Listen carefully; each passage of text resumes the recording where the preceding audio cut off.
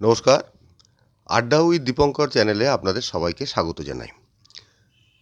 কিছুদিন বিরতির পর আবার আপনাদের সঙ্গে একটু আড্ডা দিতে বসেছি। বড্ড সর্দি কাশি হয়েছে, গলায় খুসখুসে কাশি হয়েছে, ফলে গান টানও বিশেষ গাইতে পারছি না, এত কাশি হয়েছে। তো যাই হোক, তাই আজকে রোববারের একটু বিকেলে একটু সময় পাওয়ার জন্য একটু আপনার সাথে কথা বলার লোভ সামলাতে পারলাম না।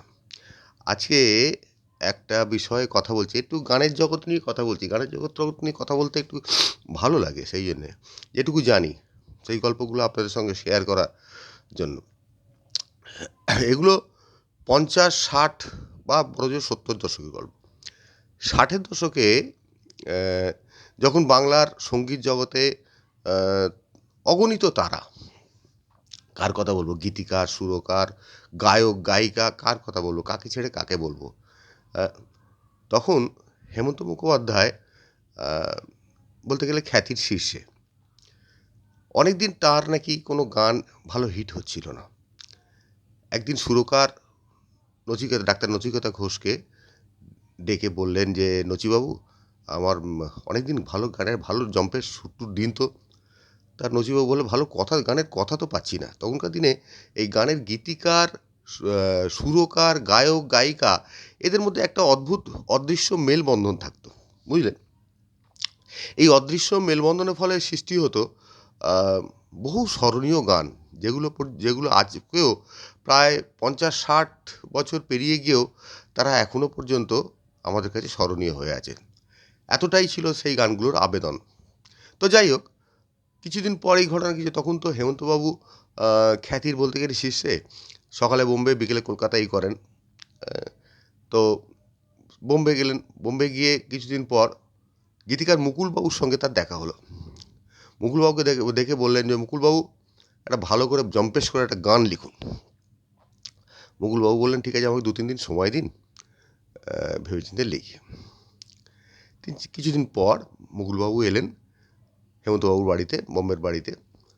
নচিবাবু তখন বোম্বেতে কোনো একটা কাজে। দেখে গান লেখা হলো, গান পড়া হলো।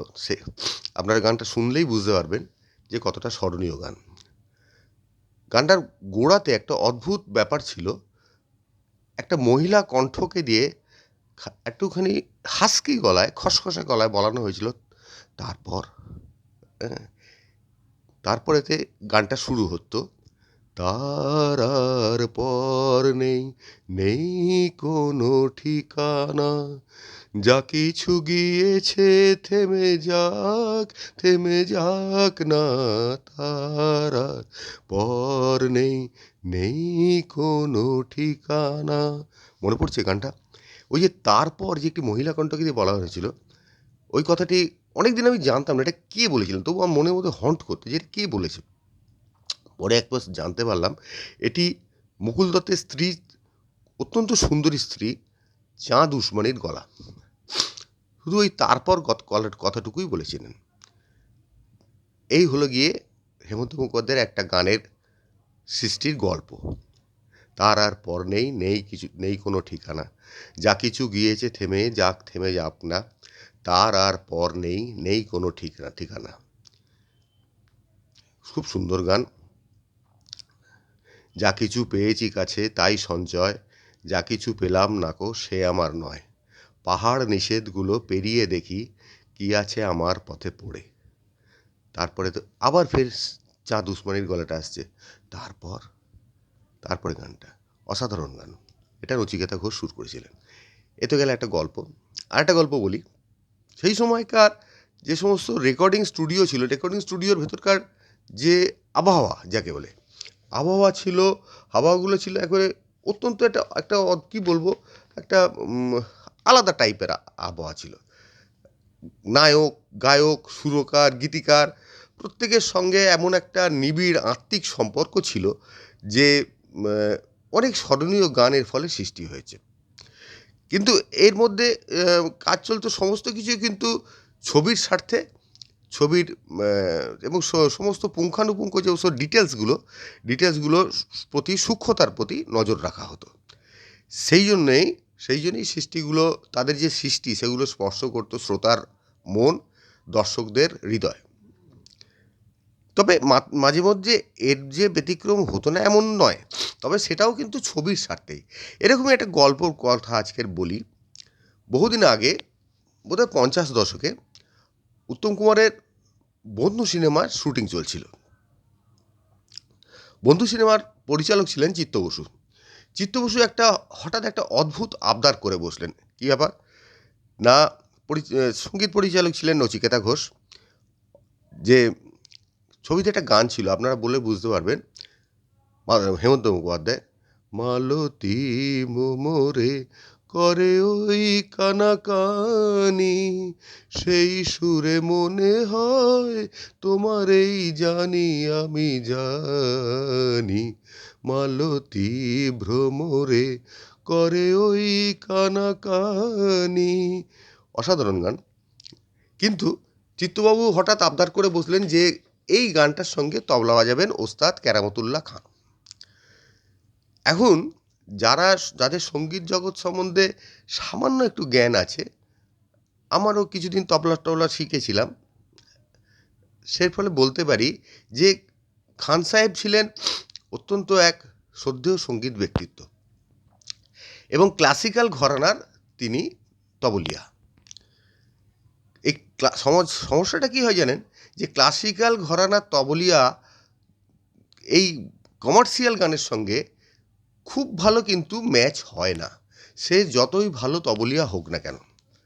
সুতরাং যখন চিত্ত বসু এই প্রস্তাবটা করলেন, সুরকার নচিকেতা ঘোষের কাছে একটা সংশয় সৃষ্টি হলো যে ব্যাপারটা কেমন দাঁড়াবে।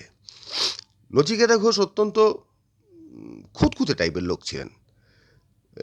তিনি ভাবতে লাগলেন যে গানটা এত ভালো গান, তিনি বাজালে মাধুর্য নষ্ট হয়ে যাবে না তো, অথচ তার নাম ওজনদার নাম কেরামত খান সাহেব, তাকে কিছু বলতে পারছেন না। তো শেষ পর্যন্ত পরিচালকের অনুরোধ ফেলতে পারলেন না। রেকর্ডিং শুরু হলো। দেখা গেল নচিবাবুর আশঙ্কাই সত্যি হলো। সুর আর তাল, গানের সুর আর তাল, নচিবাবু যেভাবে সুর করেছিলেন, সুর আর তাল যেন গানটাকে একসঙ্গে বাঁধতে হয়েছে, কোথাও যেন একটা তাল কেটে যাচ্ছিল, একটা অদ্ভুত অসামঞ্জস্য তৈরি হচ্ছিল, কোথাও একটা ছন্দপতন তৈরি হচ্ছিল, কিসের যেন একটা অভাব অনুভব করতে লাগছিলেন। এই পরিস্থিতিতে একটা সমস্যার সমাধান করতে হবে। হ্যাঁ, কী করতে হবে? অনেক ভেবে চিনতে এক ভদ্রলোকের কথা, একজন তবলিয়ার কথা ভাবা হলো। কে তিনি? রাধাকান্ত নন্দী। আমার অত্যন্ত প্রিয়, অত্যন্ত কাছের লোক। বহুবার তার তবলা শুনেছি একদম সামনাসামনি বসে। একবার কলা মন্দিরে মান্না দে সন্ধ্যা মুখোপাধ্যায়ের ডুয়েটের সঙ্গে, আবার মানবেন্দ্র মুখোপাধ্যায়ের সঙ্গে শুনেছি মহাজ্যোতি সদনে। এরকম বহুবার তার তবলা শুনছি। কমার্শিয়াল গান বা নজরুল গীতিকে তার তবলার ইম্প্রোভাইজেশন দিয়ে গানকে কোথায় কোন উচ্চতায় তুলে নিয়ে যাওয়া যায় তা দেখিয়ে দিয়ে গেছেন রাধাকান্ত নন্দী। আমার ভীষণ শ্রদ্ধার মানুষ। তো যাই হোক, রাধাকান্ত নন্দীকে যখন এই প্রস্তাবটা করা হলো, তিনিও গাঁইগুঁই করতে লাগলেন। খুব ন্যাচারাল ব্যাপার, যেখানে কেরামতুল্লাহ খানের কথা চলছে সেখানে তিনি বাজালে কি হবে না হবে, পারবেন কি পারবেন না, এটা সংশয় তো থেকেই যায়। তিনিও আসতে চায়নি, অস্বস্তি বোধ করছিলেন, সেটা স্বাভাবিক। তবে তাকে অনেক করে বোঝানো হলো যে গানের স্বার্থেই আপনাকে অনুরোধ করা হচ্ছে।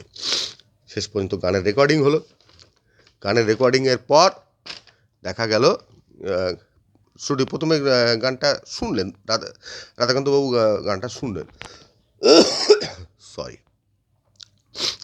তারপরে নিজের তবলায় যখন বোল ফেললেন, মনে হলো যেন এতক্ষণ গানটা রাধাবাবুর তবলার জন্যই অপেক্ষা করছিল। ফিরে গানটা প্রাণ ফিরে পেল, সুর তাল সব একাকার হয়ে গেল, এক অদ্ভুত অনন্য এক গান সৃষ্টি হলো।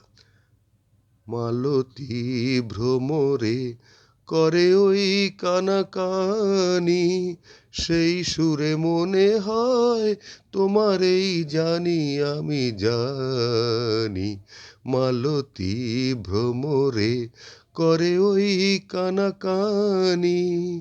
কেমন লাগলো আমার আড্ডা? যদি ভালো লেগে থাকে আমার চ্যানেলটাকে লাইক, কমেন্ট এবং সাবস্ক্রাইব করে আমার পাশে থাকবেন। নমস্কার।